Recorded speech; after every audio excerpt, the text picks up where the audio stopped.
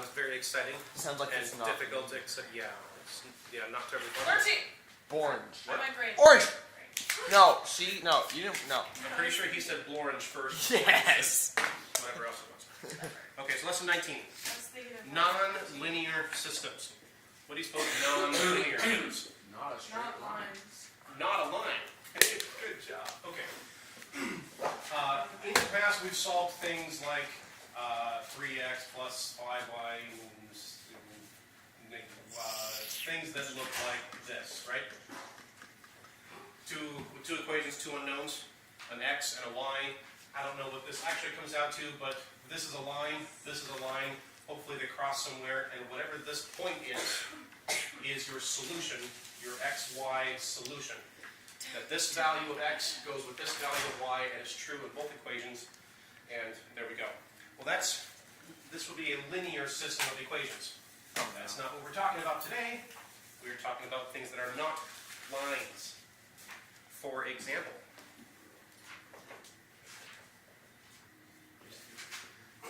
if we have x squared plus y squared equals 9, what shape is that? Do you know? Oh, we did this. Oh. That's right, a circle. And let's do y This needs to minus go on our x sheet. equals 1. What shape is this one? Triangle. How are you supposed to know? Square. I didn't necessarily expect you to know this one. What shape is that? Square. A line, thank you. Whatever. A squircle. Whatever. This is number 8 Yeah, as well. it's no. Okay. This is number So, 8. realistic, without actually solving yet, if we have a circle and a line, there are three possible scenarios. We could have a circle and a line. How many solutions? One. None. None, And then because we wouldn't cross anywhere. Let's say that the line goes through the circle. How many solutions? 2. 2. Whatever this point is and whatever this point is would both work. What's another possibility?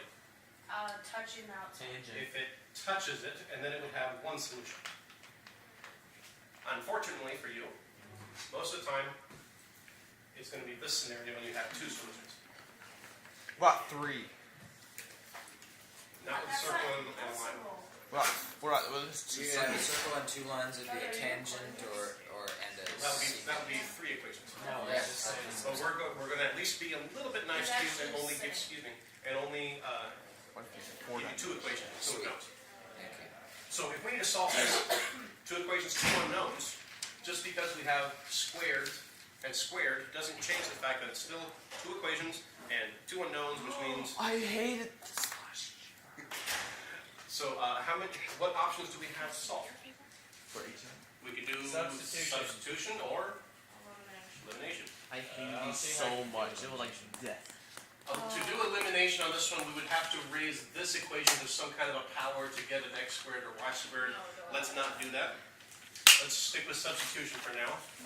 Keep it simple. Let's work with this one, maybe put the x on the other side, and then substitute this into there. So we've got x squared plus y, which is this, squared equals 9. Okay, distribute. We still have the other x squared over here. Wait, you make it. Oh, I still have the 9 over there. Gather all your terms together and put them on the left. Where'd you get 2x? you do x I'm plus just 1, distributing then this. x plus 1. You don't do. By the way, Oh, watch out for sorry. this. You didn't. I've been doing this a long time. I can do this in my head probably a lot better than most of you. I can do this Oh, it's in my head very easily. A lot of students, when they try to do this in their head, they forget about this term. If you can do this in your head, fine. But if you get them wrong, you better start writing them out. Do you know what I'm talking about? Is anyone not sure what I'm talking about there? No. Here's what I mean. No, I mean, no, as in. If you okay. look at this and say, oh, that's x squared plus 1, you would be wrong. What you should do then is actually write it out. X plus 1 times x plus 1, and FOIL, X or squared however plus you do it. So x times x is x squared, x times 1, 1 times x, 1 times 1. Put it all together, and you've got x squared plus x plus 2x and plus 1. That's where your plus 2x comes from.